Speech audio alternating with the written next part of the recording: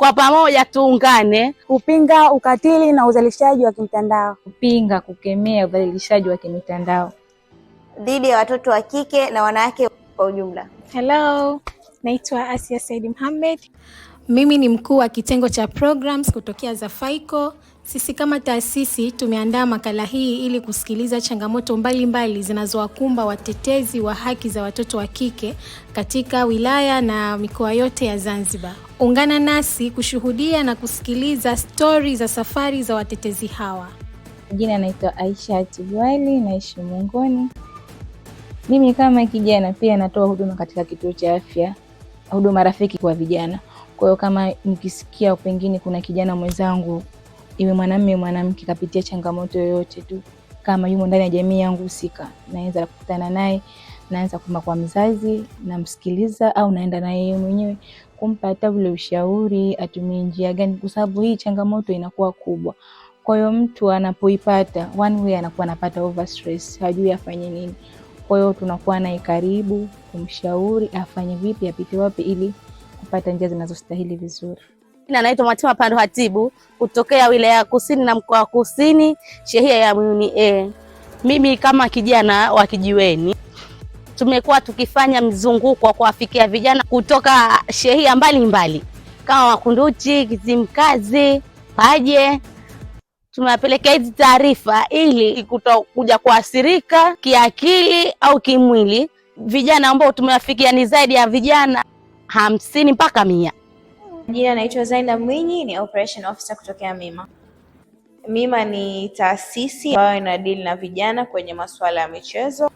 Pokea vyema kilele cha siku 16 cha harakati wa ukatili wa kijinsia, kwani ni kama ni mwanaharakati, hii ni moja kati ya appreciation au ni kuona vipi hizi harakati zetu ambazo sisi vijana au wana jamii tunazifanya na zinafikia jamii husika. Kutotoa ushahidi ya mtu ambaye amefanyiwa, yani kuepuka ile aibu, kuepuka labda mimi nitapigwa. Kwa mimi ninavyohisi, kitu ambacho kinakosekana mpaka ukatili wa kijinsia unakuwa mkubwa ni vile ambavyo uendeshaji wa kesi unakuwa kwa haraka kabla ushahidi haijapotea, na mtu anapata haki yake au anahukumiwa na anapata haki yake, anapata haki yake. Ingekuwa vinafanyika kwa haraka mkubwa sana, basi ingekuwa ukatili wa kijinsia unapungua. Chaji unaathiri katika mambo tofauti. Kwanza inaondosha yale malengo ya mtoto au mtu ambaye amepata huo udhalilishaji, lakini lengine linamwathiri mtoto kisaikolojia,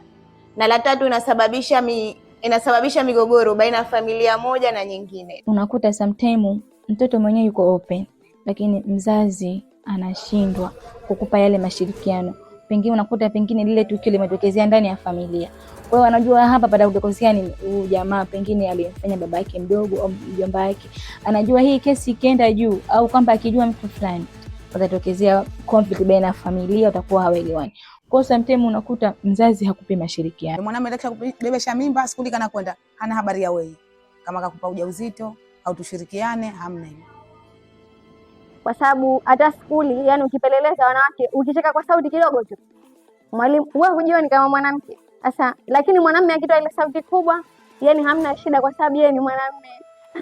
Kwa hiyo instead ya kucheka ile kwa kicheko kikubwa, mnaanza kucheka chini kwa chini. Kwa walikuwa wanatamani wawe katika jamii ambayo ina furaha, sauti zao zinasikika. Mwanamke tunaonekana katika jamii, unaweza kufanya kitu pale ambapo utakuwa umeshakuwa mkubwa, na ukubwa wenyewe kwamba tayari umeshaolewa, na unaonekana una maamuzi ya kujifanyia kitu wewe mwenyewe. Unapokuwa majumbani, watoto wa kiume wao kazi yao, akishamaliza kula anaacha tu, dada utaondoa.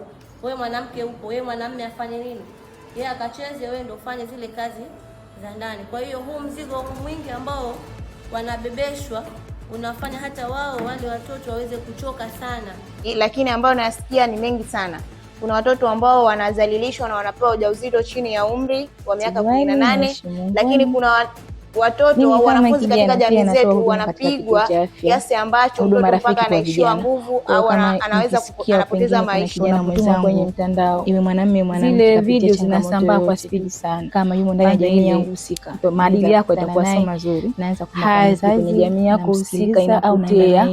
Yani unakuwa over stress na mtu inampelekea mpaka kwa maamuzi mabaya, changamoto inakuwa kubwa, kujiua na mambo mengine. Anapoipata wanapata over stress. Wanawake tunadhalilika sana kupitia mitandaoni. Hata kama ndo tunakuwa tunashauriana kwa pamoja, mnakuja kukosana kidogo tu, mnakwaruzana kidogo, inakuwa mwenzako in short anaweza kukutoa katika mitandao na kukusambaza vibaya, ikiwa kwa maneno au kwa picha. Ushauri wangu mie ule unakuwa si upendo, lakini ni kama unaweza kujidhalilisha mwenyewe, mnaweza kufanya tu lile tendo, hizo simu mkaika mbali mkazima kabisa. Mimi kwa jina naitwa Musa Juma Mbwato, sheha wa shehia Mungoni. Hapa tulipo. Jina naitwa Zainab Mwinyi, ni operation officer kutokea Mima. Hivi katika shehia yangu ambayo inadili na vijana kwenye masuala ya michezo, ukatili wa jinsia yamepungua kwa asilimia kubwa sana.